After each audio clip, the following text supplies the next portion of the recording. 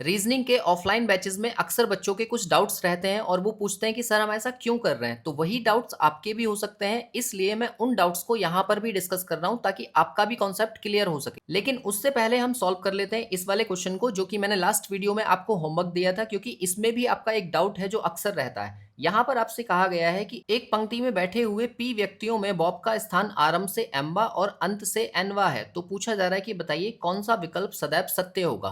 तो इस क्वेश्चन को सॉल्व करने के लिए हमें पता है कि रैंकिंग में हम टोटल निकाल लेते हैं। अगर किसी व्यक्ति का लेफ्ट से और राइट से पोजीशन दिया है तो दोनों को प्लस करके लास्ट में -1 कर देते हैं। अब टोटल व्यक्ति हमें कितने दिए हैं, पी, तो यहाँ पर हमने पी लिख लिया।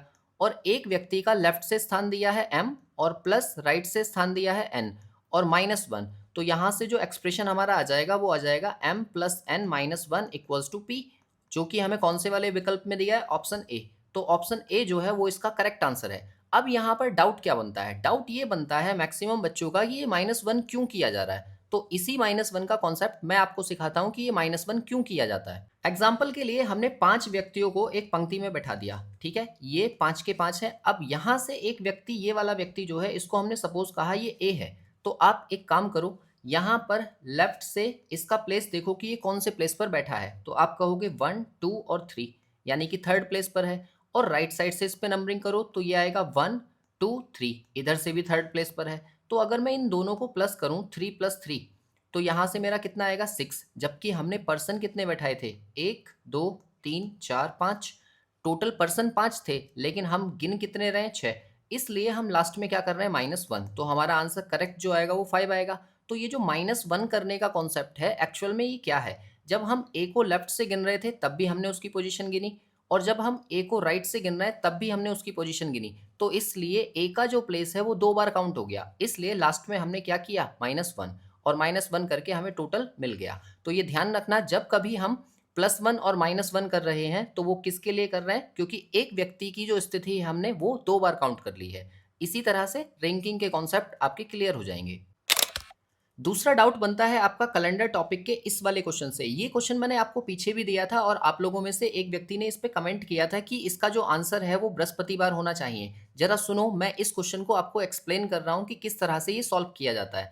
यहाँ पर कहा गया है कि यदि बीते हुए कल से 3 दिन पहले बुधवार था तो आने वाले कल से 2 दिन बाद कौन सा दिन होगा। तो देखो ध्यान रखो, जब कभी हम बीते हुए कल की बात करें, अगर मैं इस क्वेश्चन को डायरेक्ट सॉल्व करूं तो बीते हुए दिन के लिए एक विषम दिन, और प्लस उससे कितने दिन पहले की बात हो रही है, 3 दिन, तो ये 3 दिन लिए, और प्लस आने वाले कल के लिए एक विषम दिन और फिर उसके 2 दिन बाद यानी कि 2 दिन। आपको ये सारा का सारा गैप लेना है और इसको 7 से डिवाइड करना है। अब 7 से क्यों डिवाइड करना है, क्योंकि हम विषम दिन निकाल रहे हैं। अब यहाँ से ये कितना आएगा, 7/7, जो कि कट के 0। अब क्योंकि इसमें विषम दिन कितने आ रहे हैं, 0, इसलिए जो दिन था वही दिन रहेगा, मतलब इसका जो आंसर है वो क्या होगा, वेडनेसडे। अब मैं आपको बताता हूँ ये कॉन्सेप्ट है क्या, और हमें इसे ऐसे करने की क्यों ज़रूरत है। हम डायरेक्ट भी तो कर सकते हैं, वो भी मैं आपको बताऊंगा। ये दोनों के दोनों डाउट्स आपके अभी क्लियर होंगे। जरा सोचो, हमने कहा कि आज के दिन में हम यहाँ पर खड़े हैं, ठीक है, तो हमसे कहा गया है कि बीते हुए कल से, यानी कि बीता हुआ कल ये वाला दिन होगा, और इससे हम नंबरिंग करें, कितने दिन पहले की बात हो रही है, 3 दिन पहले की, यानी कि 1, फिर उसके बाद में ये 2, फिर उसके बाद में ये 3, और इससे पहले यहाँ वाला जो दिन है वो क्या है, हमारा वेडनेसडे है, ठीक है। ये क्लियर हुई बात। अब ये कहा गया तो आने वाले कल से, अब आने वाला कल ये वाला कल होगा, ठीक है, और इससे 2 दिन बाद, तो यानी कि 1 और ये वाला ये 2, और इसके बाद में ये वाला जो दिन है जो इसके अगला वाला आएगा वो हमसे पूछा गया है। तो अब आप इसमें वेडनेसडे से आगे बढ़ो। तो वेडनेसडे के बाद में क्या आता है, थर्सडे, फिर आएगा आपका फ्राइडे, फिर आएगा सैटरडे, फिर आएगा संडे, संडे के बाद में मंडे आएगा, फिर ट्यूसडे आएगा, और फिर आएगा वेडनेसडे।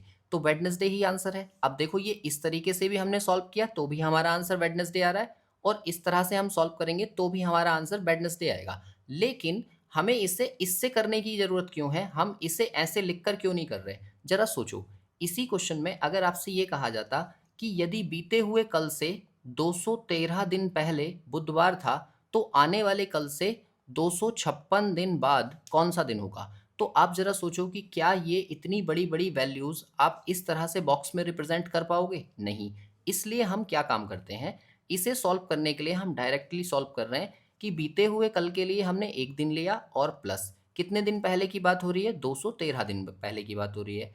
और प्लस आने वाले कल के लिए 1 दिन लिया और प्लस कितने दिन बाद हो रही है? 256 दिन बाद। तो हम क्या काम करेंगे, ये हमने विषम दिन ले लिए और इसको हम करेंगे 7 से डिवाइड, और 7 से डिवाइड करने के बाद में जितना भी रिमाइंडर हमारा बचेगा वो हमारे विषम दिन होंगे। तो यहाँ से भी हम इसको पूरा प्लस नहीं करेंगे। जैसे ये लिखा है 213, तो आपको पता है कि 210 पूरा पूरा कट जाएगा ना 7 से, तो यहाँ से सिर्फ कितना बचेगा? 3। ऐसे ही ये दिया हुआ है तो इसको आप कट करो, तो 256 जो है इसमें से 7 तियाँ 21, 3 बार कटेगा और बचेगा कितना? 4 और 6 और 7 छिंग 42, यानी कि यहाँ से कितना बचने वाला है? 4। और आपको पता है 4 और 3 ये भी 7 है, मतलब ये भी खत्म। तो सिर्फ कितना बचा? 2/7। इसका मतलब 2 ही हमारे रिमाइंडर है, मतलब विषम दिन है। और क्योंकि हम दिनों में आगे जा रहे हैं इसलिए फिर हम इसमें क्या काम करेंगे, जो हमारा वेडनेसडे था उसमें हम 2 दिन ऐड कर देंगे। तो वेडनेसडे में जब आप 2 दिन ऐड करेंगे तो पहला दिन होगा थर्सडे और दूसरा दिन होगा फ्राइडे।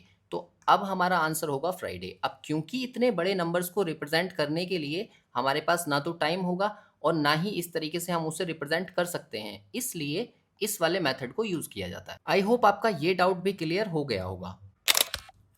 तीसरा जो डाउट आपका रहता है वो है कथन और निष्कर्ष के इस वाले स्टेटमेंट से। यहाँ पर लिखा है कि कुछ सेब मीठे नहीं हैं, तो आप कहते हो कि कुछ सेब मीठे होंगे, ये करेक्ट है। लेकिन जरा सुनो, आपने इसके लिए जो डायग्राम बनाया, क्योंकि आप अक्सर उसे वेन डायग्राम से सॉल्व करने की कोशिश करते हैं और मैं हमेशा आपको बताता आया हूँ कि वेन डायग्राम से अक्सर ये वाला क्वेश्चन गलत हो जाता है, क्योंकि वेन डायग्राम चैप्टर अलग है और सैलोजिज्म चैप्टर अलग है, दोनों का अलग कॉन्सेप्ट है और दोनों आपस में हम रिलेट नहीं कर सकते। बट जरा सुनो, इसमें डाउट आपको क्यों रहता है और आपका डाउट मैं क्लियर कर रहा हूँ। यहाँ पर कहा है कि कुछ सेब मीठे नहीं हैं, तो आपके अकॉर्डिंग जो इसका वेन डायग्राम आप बनाते हो वो बनाते हो इस तरीके से कि एक सर्कल हमारा सेब को दिखा रहा है और दूसरा सर्कल मीठे को दिखा रहा है, ठीक है।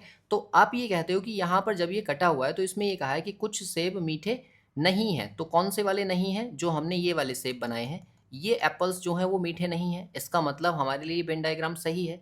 बट जरा रुको, इसके अकॉर्डिंग आपके कुछ एप्पल्स मीठे हो जाएंगे, जो कि ये बीच में इंटरसेक्शन वाला हिस्सा है, तो इसके अकॉर्डिंग आप पहले वाले को सही कर दोगे और दूसरा वाला भी सही हो जाएगा, क्योंकि कुछ मीठे सेब हैं। तो देखो यहाँ वाले जो ये मीठे हैं ये तो सेब हुए ना, तो इसका मतलब ये दोनों करेक्ट होने चाहिए। लेकिन जरा सुनो, यहाँ से एक वेन डायग्राम इसका और भी बनता है, और वो वेन डायग्राम कौन सा है? अगर मैं इसको ऐसे बनाऊं कि इस तरह से, और फिर ये कहा जाए, जैसे इसमें कहा है कि कुछ सेब मीठे नहीं हैं, तो अगर मैं ये कहूँ कि ये ऊपर वाला हिस्सा जो है ये सेब है और ये वाला जो हिस्सा है ये मीठे के लिए है, तो आप मुझे ये बताओ कि ये जो ऊपर एप्पल्स बने हुए हैं ये वाले, क्या ये मीठे हैं? क्योंकि यहाँ पर ये इसको इंटरसेक्ट तो नहीं कर रहा है ना, और नहीं कर रहा है तो आप देखो कि ये वाला जो हिस्सा है ये मीठे में नहीं आ रहा है, मीठे का सर्कल छोटा है। तो इस केस में आप कहोगे कि हाँ, इसके अकॉर्डिंग ये वेन डायग्राम तो सही है, लेकिन हमारे आंसर्स गलत हो जाएंगे। क्यों गलत हो जाएंगे? देखो यहाँ से क्या होगा, कुछ सेब मीठे हैं, तो ये वाले कुछ सेब मीठे तो हैं, पहले वाले के अकॉर्डिंग फर्स्ट तो ठीक है। कुछ सेब, कुछ मीठे सेब हैं, तो यहाँ पर सभी मीठे सेब हैं। तो यहाँ तक आप सब कुछ कर पा रहे हो, सही है। अब देखो मैं एक वेन डायग्राम और ड्रॉ कर रहा हूँ, उसे देखकर मुझे बताना कि क्या ये सही है। अगर मैं तीसरा वेन डायग्राम यहाँ पर एक और ड्रॉ कर दूँ और उसमें मैं इसको ऐसे बनाऊँ, इस टाइप से और इस टाइप से, तो इसको मैंने कहा कि ये मीठे हैं और इसको मैंने कहा कि ये सेब हैं। तो आप मुझे बताओ कि क्या ये वेन डायग्राम बन सकता है? यहाँ पर लिखा है कि कुछ सेब मीठे नहीं हैं, है ना? तो आप मुझे ये बताओ कि यहाँ पर मैंने कुछ सेब ये वाले रखे हैं जो मैंने रेड कलर से किए हैं, क्या ये मीठे हैं? तो आप कहेंगे नहीं। क्या ये वाले मीठे हैं? नहीं। क्या ये वाले मीठे हैं? नहीं। क्या ये वाले मीठे हैं? नहीं। मतलब इसके केस में यहाँ से इससे कुछ भी रिलेशन नहीं बन रहा है। अगर कुछ भी रिलेशन नहीं बन रहा है तो इस स्टेटमेंट के अकॉर्डिंग मेरा ये स्टेटमेंट सही है, और ये जो वेन डायग्राम मैंने ड्रॉ किया है ये सही वेन डायग्राम ड्रॉ किया है। और अगर ये वेन डायग्राम सही है तो अब आप मुझे बताओ कि क्या कुछ सेब मीठे हैं? तो इसके अकॉर्डिंग तो नहीं है ना, इसका मतलब ये गलत होगा और दूसरा वाला भी गलत होगा। यही कारण है कि इस वाले स्टेटमेंट से जितने भी कंक्लूजन बनते हैं हम उन्हें देखते ही कट कर देते हैं। तो इसका जो करेक्ट आंसर होगा वो सी ऑप्शन होगा कि ना तो पहला और ना ही दूसरा अनुसरण करता है। और ये ध्यान रखना, अक्सर आपसे मिस्टेक होती है क्योंकि आप वेन डायग्राम में ये वाला तो सोच पा रहे हैं लेकिन ये वाला भी नहीं सोच रहे और ये वाला भी नहीं सोच रहे। और अगर आप इस वाले चैप्टर को वेन डायग्राम से सॉल्व कर रहे हैं तो वो सभी कॉन्क्लूजन सही होंगे जो सभी वेन डायग्राम में सही होंगे। इसके बाद देखिए अगला डाउट जो आपका रहता है वो रहता है क्वेश्चन नंबर 3 से, और क्वेश्चन नंबर 3 भी मोस्ट इंपॉर्टेंट है। आप जल्दी से इसको ट्राई करके देखो और मैं आपको पहले इसका आंसर बताता हूँ कि आंसर क्या है, और फिर ये भी बताऊंगा कि इसमें आपका डाउट क्या रहता है। इस क्वेश्चन को करते वक्त हम इस तरह से इसे सॉल्व करेंगे कि यदि किसी पंक्ति में रोहन का स्थान बाएं से 7वां है, तो मैंने कहा यहाँ से ये 7th प्लेस पर है और इसका नाम क्या है, रोहन, तो आर से हमने इसको रिप्रेजेंट किया। और अमन जो है वो दाएं से 5वें स्थान पर है, तो राइट साइड से मैंने अमन का प्लेस बनाया कि ये अमन है और ये कौन से प्लेस पर है, 5वें प्लेस पर है। यदि नितिन दोनों के ठीक बीच में बैठा है तो पंक्ति में न्यूनतम कितने लड़के हैं। अब देखो ये जो कंडीशन मैंने बनाई है ना, ये पहले ही न्यूनतम के केस को कंसीडर करके बनाई है, और उसमें कहा है कि बीच में नितिन बैठा है। अगर मुझे नितिन को बीच में बैठाना है तो मैं आपको बोलता हूँ कि ये जो 7 दिया है वो और ये जो 5 दिया है वो, इन दोनों नंबर्स से छोटा सम संख्या ले लो। तो छोटा सम संख्या क्या है, 4, और ये कहो कि इन दोनों के बीच में 4 प्लेस का गैप होगा। और अगर 4 प्लेस का गैप है तो आप ये सोचो कि यहाँ से लेकर यहाँ तक टोटल कितना था, 7, और 7 में से मैंने 4 माइनस कर दिया, तो इससे इधर इधर जो बचा यहाँ से लेकर यहाँ तक का पोर्शन, ये 3 प्लेस बचे। और अगर ये 3 प्लेस हैं तो आप सबको ऐड कर दो कि यहाँ से यहाँ तक 3 प्लेस और यहाँ से यहाँ तक 5 प्लेस, तो टोटल कितने हो जाएंगे, 3 + 5, और पर्सन निकालने के लिए लास्ट में 1, यानी कि 7। तो 7 जो है हमारा करेक्ट आंसर होगा, मतलब बी विकल्प सही है। अब मैं आपको बताता हूँ आपका डाउट क्या रहता है। आपका डाउट रहता है कि इसका आंसर 9 भी तो आ सकता है, और फिर इसमें आपने ये 4 क्यों लिया है ना। तो इस डाउट को मैं आपके लिए क्लियर करता हूँ। देखो हमने यहाँ पर 7 निकाला, इन सातों व्यक्तियों को हम बैठा कर देखते हैं, 1 2 3 4 5 6 और 7, टोटल पर्सन कितने हो गए, 7। अब यहाँ से देखो कि रोहन बाएं से 7वें स्थान पर था, तो पहला, दूसरा, तीसरा, चौथा, 5वां, छठा, 7वां, ये कौन है, ये रोहन है। ठीक है, तो रोहन को हमने 7th प्लेस दे दिया।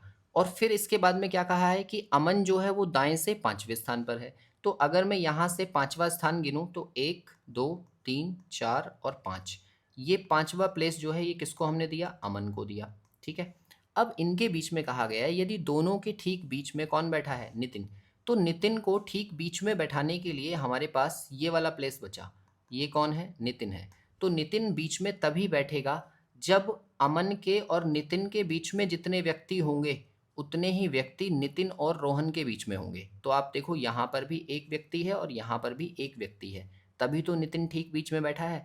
और अगर मुझे यहाँ पर 3 प्लेस रखने हैं, मतलब 3 पर्सन को बैठाना है, तो प्लेस मुझे उनसे एक ज़्यादा लेना पड़ेगा। यही कारण है कि मैंने यहाँ पर कितना लिया है, 4, और 4 को इसके बीच में रखने के बाद में क्वेश्चन को सॉल्व किया है, और इस तरह से मेरा डायग्राम कंप्लीट हो गया। तो आप इस क्वेश्चन को करते वक्त जब कभी भी देखें कि 2 नंबर्स दिए हैं, एक 5 है और एक 7 है, तो उन दोनों में से छोटा नंबर ले लो जो कि सम संख्या हो। तो 4 हमें मिला, इसीलिए मैंने यहाँ बीच में 4 रखा है। अब कोई व्यक्ति कहेगा कि इसका जो अरेंजमेंट है वो किसी और तरीके से भी तो बन सकता है। मतलब कैसे, मतलब ये कि हम यहाँ पर ना इसको बैठाएं और ना इसको बैठाएं, और सिर्फ अकेले नितिन को ही बीच में रहने दें। तो चलो उस अरेंजमेंट को भी हम ड्रॉ कर लेते हैं। जैसे मान के चलो 7 लोग थे, तो 1 2 3 4 5 6 7, मैंने 7वां प्लेस किसको दिया, रोहन को दिया। और फिर अमन को इसके जस्ट बराबर में नितिन को बैठा दिया कि ये जो है नितिन है और अमन बैठा यहाँ पर। ठीक है, तो अमन अगर यहाँ बैठेगा तो अमन का दाईं ओर से स्थान कौन सा था, 5वां, यानी कि 1 2 3 4 और 5, मतलब इसके इधर साइड में 2 पर्सन और बैठे होंगे, एक ये वाला और एक ये वाला।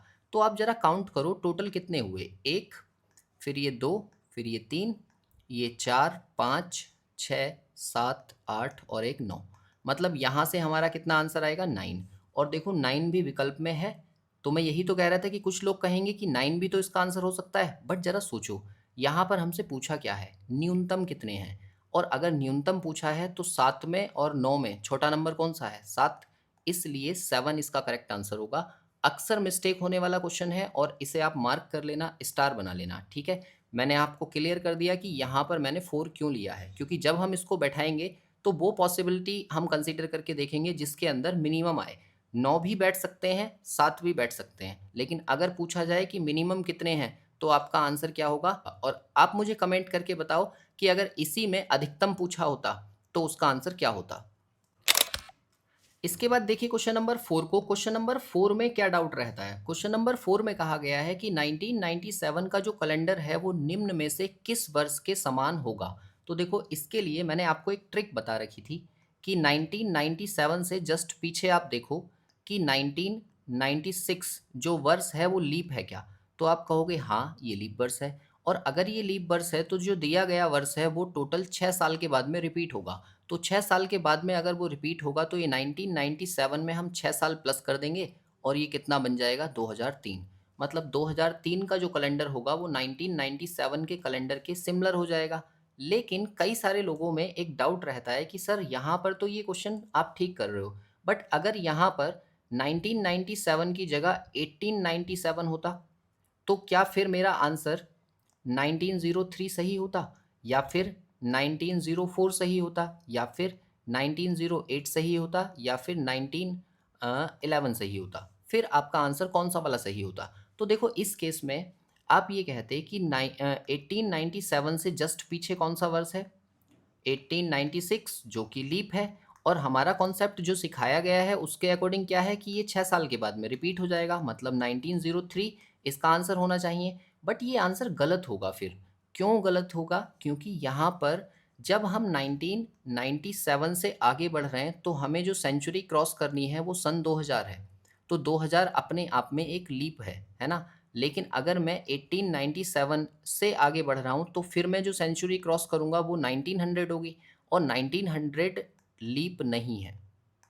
ठीक है, अगर ये लीप नहीं है तो फिर हम यहाँ पर 6 प्लस नहीं कर सकते, और 6 प्लस नहीं कर सकते तो उस केस में इस क्वेश्चन को हम कैसे सॉल्व करते हैं? दिए गए वर्षों के बीच में विषम दिन निकालते हैं, और विषम दिन निकालने के बाद में फिर हमारा आंसर आता है। फिलहाल इस क्वेश्चन के लिए आपको क्या याद रखना है? अगर हम एक ही सेंचुरी में चल रहे हैं या फिर एक ऐसी सेंचुरी को क्रॉस कर रहे हैं जो कि लीप है, तभी हम इन कॉन्सेप्ट्स को लगा सकते हैं। अदरवाइज हमें एक एक करके विषम दिन निकालने पड़ते हैं। और इसे कैसे किया जाता है? इसे करने के लिए जैसे हमें दिया हुआ है 1897 और एक दिया है 1904, तो इनके बीच में आप विषम दिन निकालिए। तो दोनों को जब हम माइनस करेंगे तो 3 साल यहाँ के और 4 साल यहाँ के, तो ये टोटल कितने हो जाएंगे? 7 साल। और फिर हम देखेंगे कि इसके बीच में कोई लीप वर्ष है क्या, और अगर हमें लीप वर्ष मिलता है कौन सा वाला? सन 1900, तो हम उसे काउंट करेंगे, अदरवाइज नहीं। तो 1997 के बाद में मुझे पता है कि अगला लीप वर्ष 1904 ही होता है। अब क्योंकि अगर मैं इसे 1 जनवरी पर कैलकुलेट कर रहा हूँ तो ये भी 1 जनवरी पर कैलकुलेट होगा, तो 1904 को मैं लीप में काउंट नहीं करूँगा, और लीप में काउंट नहीं करूँगा तो यहाँ पर विषम दिन कितना आएगा? 7, और 7 से 60 डिवाइड होकर 0, मतलब इसका कैलेंडर सेम हो जाएगा। लेकिन आप ये सोचेंगे कि यहाँ पर जो दिया हुआ है वो 1997 है, वो तो एक नॉर्मल ईयर है, और 1904 जो है वो लीप ईयर है, तो इन दोनों का कैलेंडर सेम कैसे हो सकता है? तो इसका सस्पेंस ये है कि 1 जनवरी से लेकर 28 फरवरी तक का कैलेंडर और 1 जनवरी से लेकर 28 फरवरी तक का कैलेंडर किसी भी नॉर्मल ईयर का और लीप ईयर का सेम हो सकता है। इसके बाद में नॉर्मल ईयर में आएगा 1 मार्च और लीप ईयर में आएगा 29 फरवरी। तो इसके बाद का जो कैलेंडर है वो डिफरेंट हो जाता है और इससे पहले जो कैलेंडर है वो सेम रहता है। यही कारण है कि किसी भी नॉर्मल ईयर का कैलेंडर और लीप ईयर का कैलेंडर 28 फरवरी तक का सेम हो सकता है। तो इस केस में हम आंसर अगर देना मजबूरी है तो ये आंसर देंगे, अदरवाइज नन ऑफ दीज होगा, या फिर हम अदर ऑप्शंस को चेक करेंगे जहां पर उसका जो डिफरेंस है वो कितना हो जाए? 0, या फिर 7 का कोई मल्टीपल। आई होप ये भी आपको समझ में आ गया होगा। इसके बाद देखिए अगला जो डाउट है वो क्वेश्चन नंबर 5 से है। अब देखो 5 में इस तरह की एक फिगर दी होती है और उसमें कहा जाता है कि काउंट करके बताओ कितने ट्राइंगल्स हैं। तो आप क्या काम करते हो? आप यहाँ पर नंबरिंग करते हो 1 2 3 4 5, और फिर आपने ये सीखा है कि इनको प्लस कर दो, 1 + 2 + 3 + 4 और +5। अब सबको आप प्लस करोगे तो 5 और 4 9, 9 10 और 5 15, यानी कि 15 इसका आंसर हो जाएगा। और इस तरह से बच्चे इसको सॉल्व कर भी लेते हैं और सही भी है, बुरा नहीं है। लेकिन मैं कैसे सिखाता हूँ? मैं बोलता हूँ कि आप एक काम करो, मैक्सिमम नंबर लो 5 और इससे जस्ट अगले नंबर का इंटू करो और उसका आधा कर दो। तो ये कितना हो जाएगा? 6 पंजे 30 और 30 का आधा 15। तो यहाँ से भी आंसर यही आ रहा है। तो आपका क्वेश्चन ये रहता है मेरे से कि ये आपने क्या किया है कि अगले नंबर से इंटू करके और उसका आधा कर दिया। यहाँ से ऐसे क्यों कर रहे हैं और ऐसे प्लस करके क्यों नहीं कर रहे हैं? तो ज़रा सोचो, अगर बाई चांस मैंने आपको एक ये क्वेश्चन दिया हुआ होता इस तरह से, ठीक है, और यहाँ पर मैंने आपको बहुत सारी लाइंस दी होती, ऐसे करके, ये इस तरह से इतनी लाइंस, ठीक है। अब आपसे ये कहा जाता है कि ये वाली जो फिगर है, पॉसिबल है, इतने सारे ट्राइंगल्स हम बना सकते हैं। तो इसमें अगर आपसे पूछा जाए कि कितने ट्राइंगल्स होंगे, तो आप कहोगे यहाँ नंबरिंग कर लेते हैं, 1 2 3 4 5 6, फिर 7, फिर 8, फिर 9, 10 11 12 13 14 और 15। तो अब यहाँ पर आपको सॉल्व करना होगा, 1 + 2 + 3 + 4 + 5 + 6 + 7 + 8 + 9 + 10 11 + 12 + 13 और +14 और +15, और इन सारे नंबर्स को ऐड करके अपना आंसर देना होगा। लेकिन ज़रा सोचो, अगर मैं ये कहूँ कि 15 की मल्टीप्लाई उससे जस्ट अगले नंबर से करनी है और आधा कर देना है, तो 2 से ये कटेगा 8 बार और 15 8 120, यानी कि इसके अंदर 120 ट्राइंगल्स होंगे। तो बेटर कौन सा है? आप इसे एक एक करके जोड़ेंगे या फिर डायरेक्ट इसको सॉल्व करेंगे? तो ये डायरेक्ट सॉल्व करने की कोई स्पेशल ट्रिक नहीं है, या ये मेरी बनाई हुई भी नहीं है। ये क्या है? ये मैथमेटिक्स का एक फॉर्मूला है। और वो फॉर्मूला क्या होता है? वो फॉर्मूला है कि अगर 1 + 2 + 3 plus dot dot dot N terms add हो रहे हैं, तो उसके लिए एक फॉर्मूला यूज़ कर लो, n+1/2। और इस फॉर्मूले की हेल्प से आप कितने भी नेचुरल नंबर्स का सम निकाल सकते हैं। तो जाहिर सी बात है कि जब हमने ये फॉर्मूला सीखा है तो हम क्यों यूज़ ना करें। इसलिए ये जो डाउट है आपका, ये डाउट भी आपका क्लियर रहना चाहिए कि मैंने इस फॉर्मूले को यूज़ किया है जिसकी हेल्प से ये 120 इसका आंसर निकाला है। तो आप एक एक करके ऐड ना करें। आई होप ये डाउट भी आपको क्लियर हो गया होगा। इसके बाद देखिए, अगला जो डाउट आपका बनता है वो है मैथमेटिकल ऑपरेशन से, जहां पर आपको साइन चेंज करके बोर्ड मास रूल की हेल्प से सॉल्व करना होता है एक क्वेश्चन। तो देखो, इसमें बताता हूँ डाउट क्या बनता है। जैसे यहाँ पर एक एक्सप्रेशन आपको दिया है, 6 है, 6 6 और 6, और आपसे कहा गया है कि भाई इसके साइन चेंज करो, प्लस की जगह डिवाइड लगाओ। तो यहाँ पर हमने डिवाइड लगा लिया, और फिर उसके बाद में आगे फिर से प्लस है तो फिर से हमने डिवाइड लगा लिया, और फिर उसके बाद में अगला माइनस है तो माइनस की जगह इंटू लगाओ, यानी कि ये। अब इस वाले टर्म को जब आप सॉल्व करते हो तो सॉल्व करने पर आपको यहाँ दिख रहा है कि 2 डिवाइड के साइन है। अगर 2 डिवाइड के साइन है, 6 भी हो सकता है, इसकी जगह और कोई और नंबर भी हो सकता है, या फिर बस आप इतना समझो कि अगर 2 साइन एक जैसे हैं, डिवाइड के साइन है ना, तो इसे हम सॉल्व कैसे करें। जैसे मान लो ये दिया है 6 डिवाइड 6 तो आप इसको ऐसे सॉल्व करोगे कि पहले इन दोनों को डिवाइड कर लिया, तो 6 डिवाइड 6 से 6 को डिवाइड किया तो 1 आ गया, और 6 से 1 को डिवाइड किया तो 1 आ गया, सॉरी 6 आ गया। तो क्या इसका आंसर 6 होगा? या फिर इसे हम पहले इधर से डिवाइड करें कि 6 को 6 से डिवाइड किया और उसे भी 6 से डिवाइड किया, तो ये कितना आएगा? 6 6 इंटू 6, यानी कि 1/6। तो करेक्ट आंसर कौन सा है? ये डाउट अक्सर लोगों को रहता है। तो ध्यान रखो, जो हमने बी बोर्ड मास रूल पढ़ा है, ठीक है, बी बोर्ड मास रूल, इस बी बोर्ड मास रूल के अंदर हम एक और चीज़ पढ़ते हैं कि अगर हमें एक जैसे सिमिलर साइंस दिखते हैं तो हम हमेशा लेफ़्ट टू राइट ही सॉल्व करेंगे, ठीक है। लेफ़्ट टू राइट के अकॉर्डिंग जो आंसर होगा वो हमारा सही आंसर होगा, अदरवाइज गलत होगा, ठीक है। अब इसमें जब हम लेफ़्ट टू राइट इसको सॉल्व करेंगे तो सबसे पहले इन दोनों को डिवाइड करेंगे। तो इन दोनों को जब मैं डिवाइड करूँ तो ये आएगा 6/6, यानी कि 1। तो ये 1/6 आएगा, ठीक है। और फिर क्या है? इंटू 6।